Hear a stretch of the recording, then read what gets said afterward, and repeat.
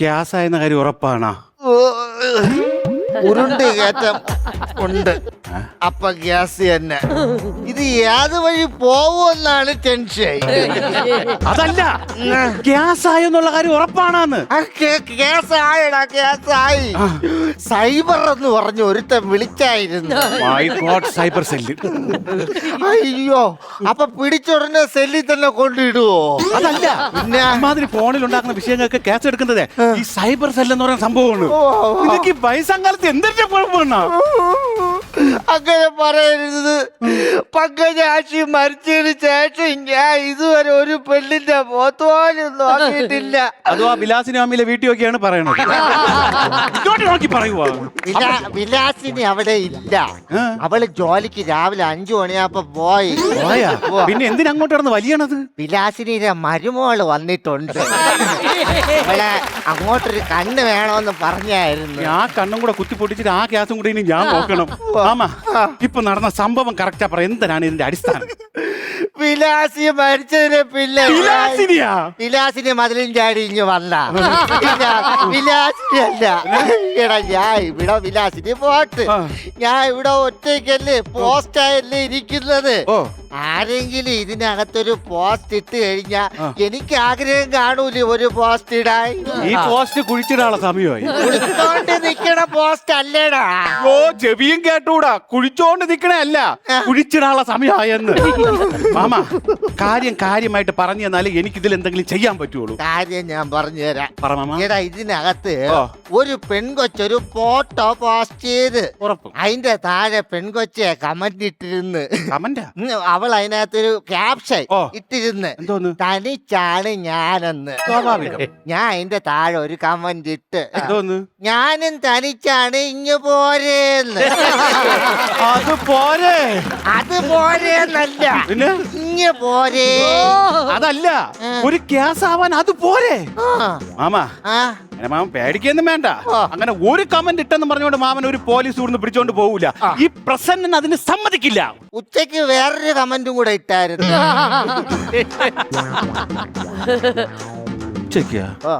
എന്തായിരുന്നു ഇട്ടത്? വരണമെങ്കിൽ പറയണം, അരി കൂടുതൽ ഇടാവുള്ളതാ. അല്ല, കൊച്ചായിട്ട് ഇങ്ങോട്ട് വന്നാ പിന്നെ ഞാൻ ആഹാരം വാങ്ങിക്കാൻ വേണ്ടി വെളിയിലോട്ട് പോകണം. അത്രയും സമയം കൂടെ എനിക്ക് എൻജോയ് ചെയ്യും. ഇത് അറസ്റ്റിലേ തീരുള്ളൂ. ഇത് അറസ്റ്റ് ആവും, ഗ്യാസ് ആവും. ഇത് അറസ്റ്റ് ആവുമെന്ന് കാര്യം ഉറപ്പാണ്. പിന്നെ മാമ ഇതിനകത്ത് കള്ള അഡ്രസ് അല്ലേ കൊടുത്തിരിക്കണേ? ഒറിജിനൽ അഡ്രസ് ഒന്നും ഇല്ലല്ല, ഫോൺ നമ്പർ അല്ലേ ഉള്ളൂ. അപ്പൊ സൈബർ സെൽ എന്തായാലും ഈ ഫോൺ നമ്പർ നോക്കി അഡ്രസ് കണ്ടുപിടിച്ച് വരാൻ ഒരു സമയം എടുക്കും. അത്രയും സമയമുണ്ട് നമുക്ക്. രാത്രി കിടക്കാൻ നേരത്ത് മാപ്പിട്ടായിരുന്നു. അത് നല്ലതാ. ഒരു തെറ്റ് ചെയ്താൽ മാപ്പിടണം. അതല്ല, പിന്നെ ഇങ്ങോട്ട് വരാനുള്ള ഗൂഗിൾ മാപ്പ് ഇട്ട് കൊടുത്ത്. കൊച്ചായിട്ട് ഇങ്ങോട്ട് വന്നു കഴിഞ്ഞാൽ ഇങ്ങോട്ട് വരാൻ ബസ്സില്ല മക്കളെ. അപ്പൊ പിന്നെ ഓട്ടോ വിളിച്ചായിട്ട് ഇങ്ങ് വരൂലേ. എനിക്ക് ഗൂഗിൾ മാപ്പ് ആയി ചാടി വാങ്ങിക്കുന്ന ഒരു മനുഷ്യനെ ഞാൻ ആദ്യമായിട്ടാണ്. മാമ, ഇത് കേസ് ആവും. ഇത് കേസ് ആവുകയും ചെയ്യും. നിങ്ങൾ അറസ്റ്റ് ചെയ്തുകൊണ്ട് ഇവിടുന്ന് പോവുകയും ചെയ്യും. ജയിലിൽ പോയി കിടക്കേണ്ടിയും വരും. ജയിലിൽ കിടക്കേണ്ടി വരും. അയ്യോ അയ്യോ. അപ്പൊ കുളിർമഴ 45 എന്ന എന്റെ യൂട്യൂബ് ചാനൽ ആര് നോക്കൂടാ? അങ്ങനെയുണ്ടാ? ഇല്ലേ, ഈ കുളിർമഴ 45 45 വയസ്സുള്ള പെണ്ണുങ്ങൾക്ക് വേണ്ടി ഞാൻ ഒരു യൂട്യൂബ് ചാനൽ വാങ്ങിച്ചിട്ടുണ്ട്. അതിനാണ് കുളിർമഴ. എടാ, അവര് പിടിച്ചോണ്ട് പോയി കഴിഞ്ഞാല് എന്നെ വല്ലോ ചെയ്യോ? ചെയ്യും മാമ. നേരെ ജയിലിൽ കൊണ്ടുവന്നു കഴിഞ്ഞാൽ നിങ്ങളെ സബ്സ്ക്രൈബും ചെയ്ത് ബെൽ ബട്ടണിൽ അമർത്തി.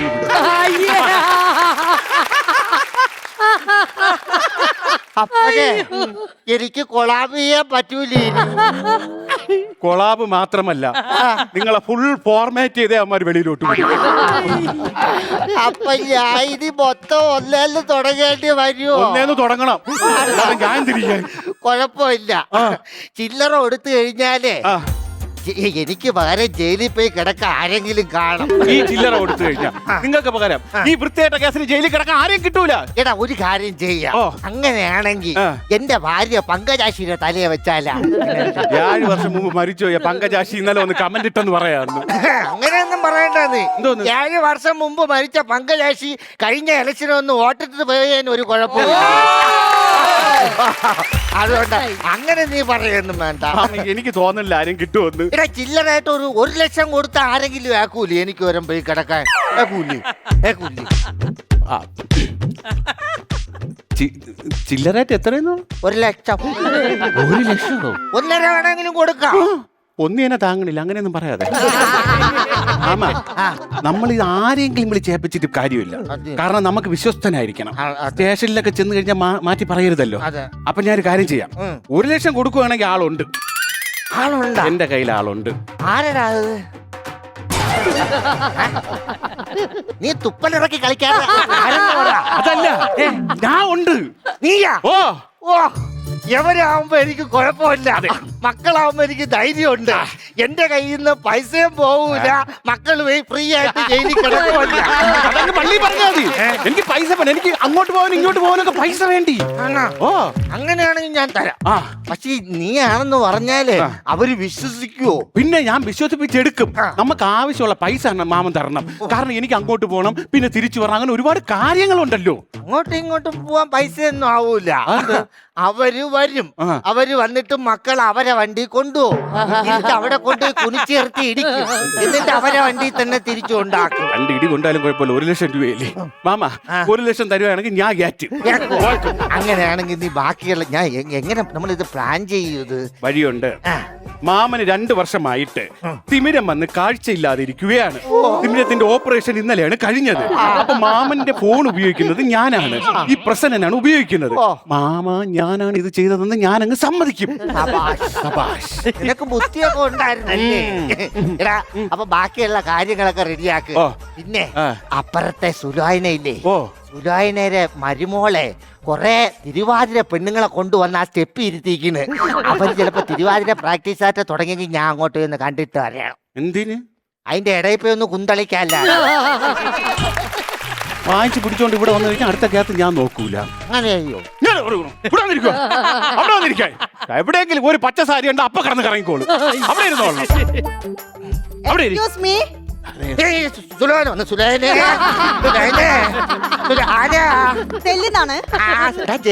ആരോ വന്നടാ. സൈബർ സെല്ലിന്നാണ്. എനിക്ക് കണ്ണ് കണ്ടൂടാ, ഞാനിവിടെ കണ്ണ് കണ്ടൂടാതെ കിടപ്പാണ്. അയ്യോ, കണ്ണ് കണ്ടൂടേ, കണ്ണ് കണ്ടൂടേ. നമസ്കാരം, മിസ്റ്റർ ദിവാകരന്റെ വീടല്ലേ ഇത്? വീടാണ്. വീടാ. ഓക്കെ, ഞാനിപ്പോ സൈബർ സെല്ലിന്നാ വരുന്നത്. പണ്ട് ഞാൻ പിങ്ക് ആയിരുന്നു, ഇപ്പൊ വെള്ളയല്ലേ? പിങ്ക് ഒക്കെ എവിടെ പോയി? പിങ്ക് പോലീസിലായിരുന്നു. ഓക്കെ, അതെ, ഈ സോഷ്യൽ മീഡിയയിൽ ഒരു സ്ത്രീക്കെതിരായി ബാഡ് കമന്റ് ഇട്ടു എന്നൊരു കേസ് വന്നിട്ടുണ്ട്.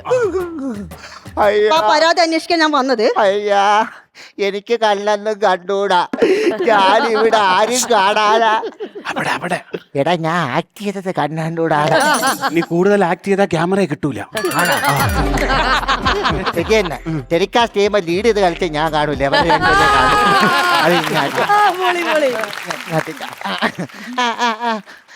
അല്ല, നിങ്ങൾ കാര്യങ്ങൾ മക്കളെ, 2 വർഷത്തിന് മുമ്പ് എനിക്ക് ഓപ്പറേഷൻ വന്നതാണ്. ഇന്നലെ തിമിരം കഴിഞ്ഞ് കിടക്കുകയാണ് ഞാൻ. അല്ലല്ല, 2 വർഷത്തിന് മുമ്പ് എനിക്ക് തിമിരം വന്ന് ഞാൻ ഇന്നലെ ഓപ്പറേഷൻ ചെയ്ത് കിടക്കുകയാണ്. എനിക്ക് അളക്കി കണ്ണൊന്നും കണ്ടൂടാ, ഒന്നും കാണാൻ പറ്റൂല മക്കളെ.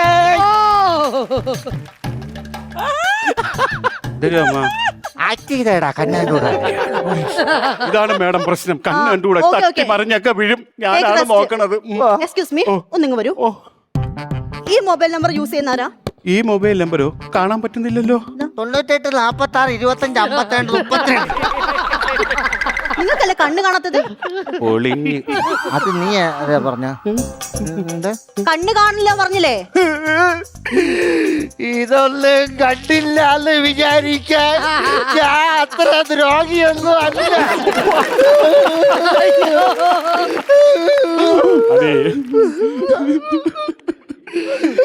ഞാൻ കേസുമായി ബന്ധപ്പെട്ടിട്ട് അങ്ങോട്ട് വന്നത്. സ്ത്രീകൾക്കെതിരുള്ള അതിക്രമം ഞാൻ വെച്ച് പൊറപ്പിക്കില്ല. ഞാനും എന്തോന്ന് ഒറ്റ സ്ത്രീയെ വെറുതെ വിടില്ല. അതിക്രമം വിട്ടുപോയി. അതിക്രമം ഇവിടെ കാണിച്ചോണ്ടിരിക്കുകയല്ലേ? ആമാ, ബാക്കി ഞാൻ നിനക്ക് 1 ലക്ഷം തരാന്ന് പറഞ്ഞല്ലേ, നീ എല്ലാം ആക്കണം. ഓക്കെ മേഡം, 2 വർഷമായി കാഴ്ച ഇല്ലാത്തൊരു മനുഷ്യനാണ്. അദ്ദേഹത്തെ നോക്കാനാണ് ഞാൻ ഇവിടെ നിൽക്കുന്നത്. അദ്ദേഹത്തിന്റെ ഫോൺ ഞാനാണ് മേഡം കഴിഞ്ഞ 2 വർഷമായി ഉപയോഗിക്കുന്നത്. ഞാനാണ് മേഡം ആ കമന്റ് ഇട്ടത്, ഞാനാണ്. ഓഹോ, അപ്പൊ ആ പാവം മനുഷ്യന്റെ ഫോൺ മിസ്യൂസ് ചെയ്ത് നിങ്ങളാണല്ലേ? അതെ മേഡം, ആ ഒരു കമന്റ് ഇട്ടത് ഞാനാണ്. ഒന്നോ? ബാക്കിയോ? ആ മൊബൈൽ നമ്പറിൽ നിന്നും ബാക്കി 2 സ്ത്രീകൾക്കും ഇതേപോലെ ബാഡ് കമന്റ് പോയിട്ടുണ്ട്.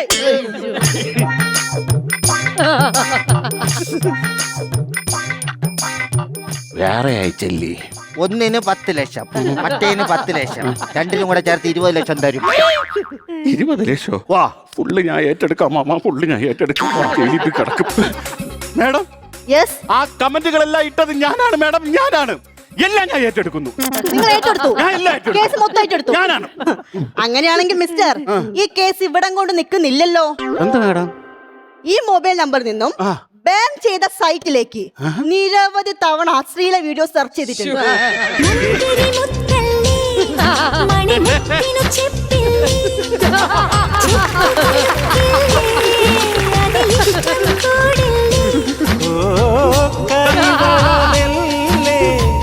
മൊഴിഞ്ഞതല്ലേ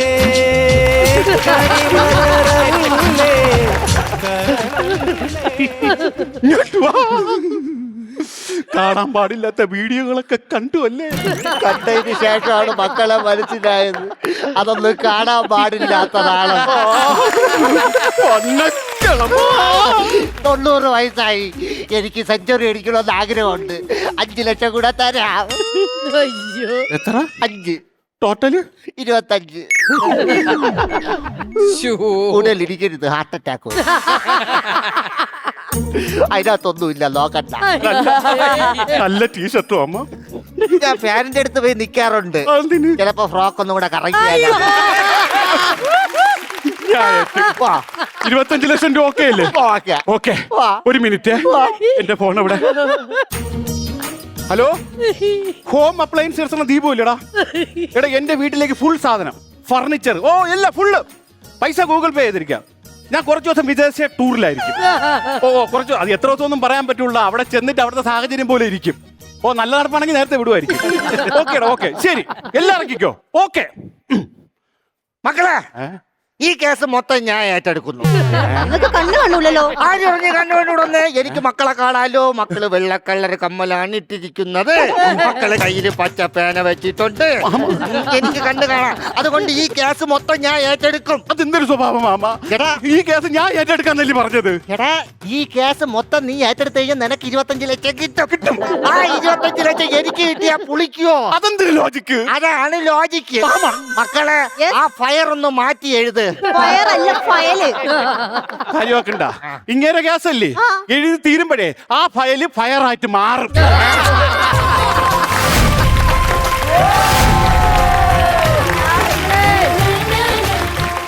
എവിടെ നിന്ന് തുടങ്ങും നമ്മള്? ഇവിടെ തുടങ്ങിയാലോ?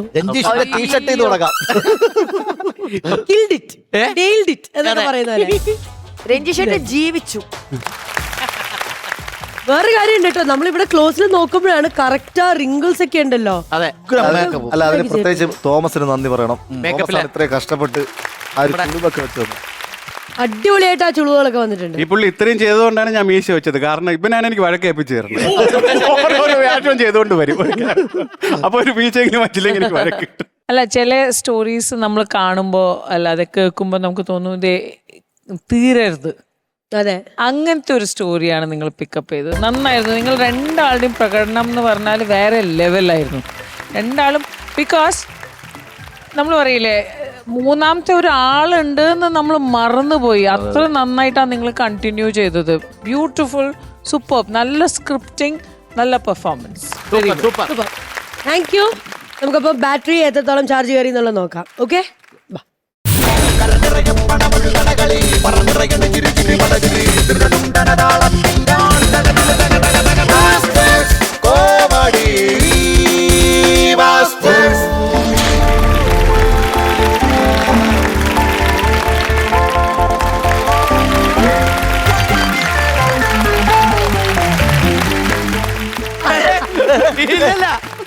ഇന്നേ വരെ ഒരു സ്കിറ്റിന് ഇവിടെ 50 അടിക്കുമ്പോ രഞ്ജീഷ് അണ്ണൻ ഇത്രയും തുള്ളിക്കാരനെ ഞാൻ അതെ കണ്ടിട്ടില്ല. കറക്റ്റ്. അവൻ കഥാപാത്രമായി ജീവിക്കുകയാണ്. അല്ല, സ്വന്തം ജീവിതത്തിൽ നിന്നെടുത്ത ഏടുകൾ ഹിറ്റാവുമ്പോ അതെ, ഒപ്പിയെടുത്ത ഏടുകൾ ഹിറ്റാവുമ്പോ ഇച്ചിരി സന്തോഷം കൂടും. അതുകൊണ്ടല്ല ഇതൊരു സൈലന്റ് സ്കിറ്റ് ആണ്. അതെ അതെ അപ്പൊ ഇത് എങ്ങനെ കയറും എന്നുള്ളൊരു ടെൻഷൻ നമുക്ക് നമ്മളിവിടെ സാധാരണ നമ്മൾ ബഹളം വെച്ചാണ് അതുകൊണ്ടാണ് പെട്ടെന്നൊരു ഇതായി പോയി, ഷോക്കായി പോയി. I hope this journey continues. ഞാൻ പറഞ്ഞ പോലെ ചില കഥകൾ തീരാൻ പാടില്ല, എന്തിന് നിർത്തി, അങ്ങനെ ഈ കഥ ഇങ്ങനെ തുടരട്ടെ.